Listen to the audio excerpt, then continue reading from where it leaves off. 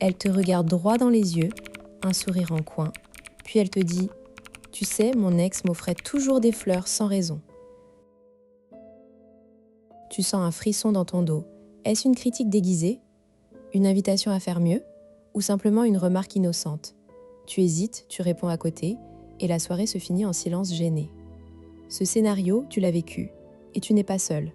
Pendant des années, on t'a dit que les femmes testent pour manipuler, qu'elles jouent avec tes sentiments pour te contrôler, que c'est un jeu malsain. Mais la vérité scientifique est tout autre. Derrière chaque test, il y a une question profonde, souvent inconsciente. Suis-je en sécurité avec toi?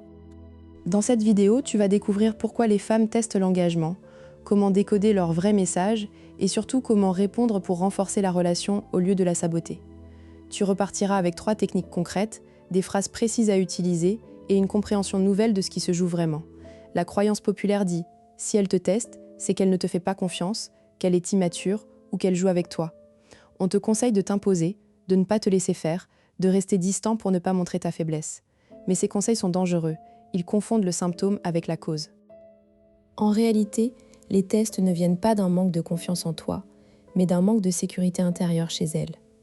La chercheuse Helen Fisher a montré que le cerveau amoureux active les circuits de l'attachement et que tout signal d'incertitude déclenche une réaction de stress. Les tests sont des sondes pour mesurer la fiabilité du partenaire. Le vrai problème n'est donc pas le test lui-même, mais ta réaction. Si tu réagis avec défense, retrait ou agressivité, tu confirmes son insécurité. Si tu accueilles le test avec calme et clarté, tu désamorces la peur. Le test n'est pas un obstacle, c'est une opportunité de prouver ta constance. Le mécanisme caché s'appelle le test de sécurité relationnelle.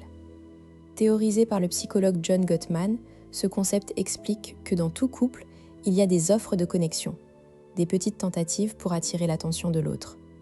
Le test amoureux est une offre de connexion détournée. La personne ne cherche pas à te piéger, elle cherche à vérifier que tu es toujours là, que tu l'entends, que tu tiens à elle. C'est un réflexe archaïque.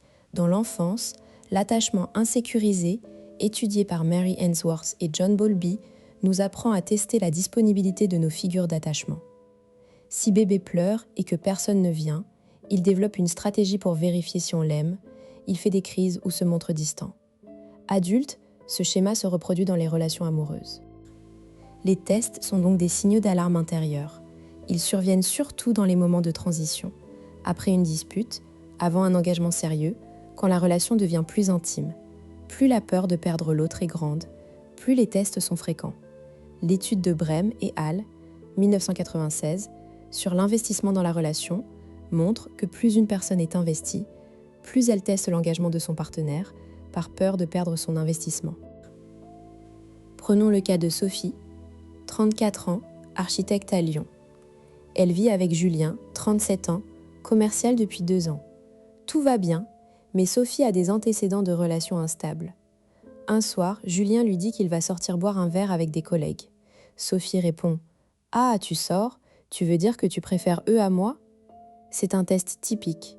Julien, fatigué, répond « Ne commence pas avec tes histoires, je rentrerai tard. » Sophie se renferme.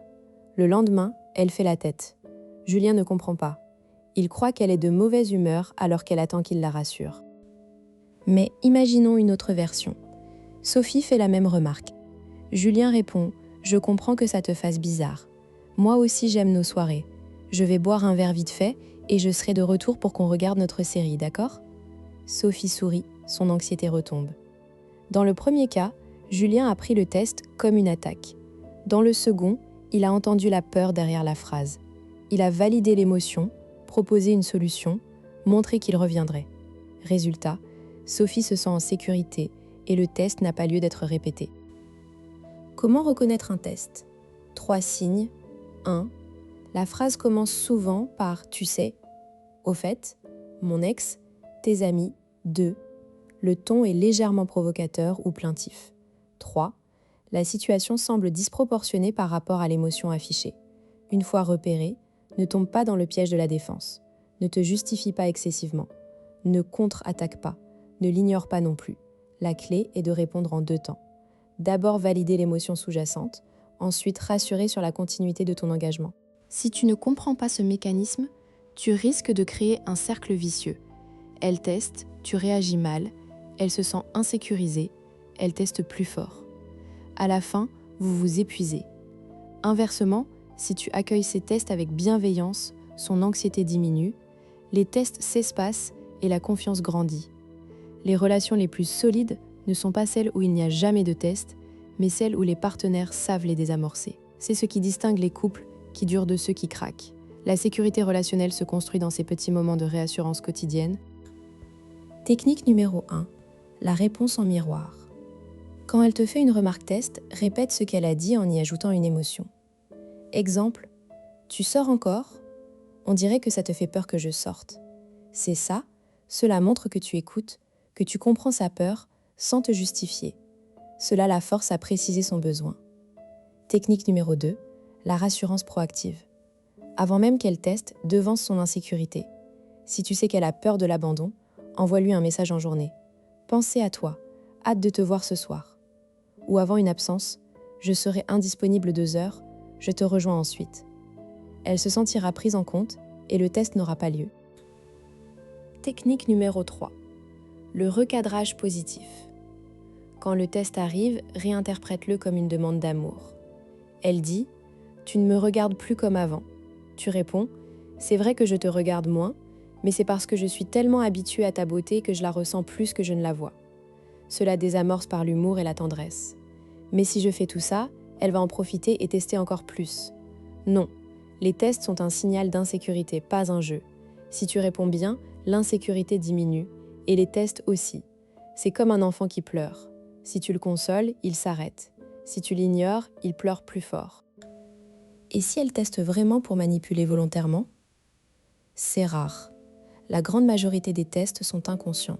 Si tu détectes une manipulation délibérée, alors c'est un red flag, pas un test.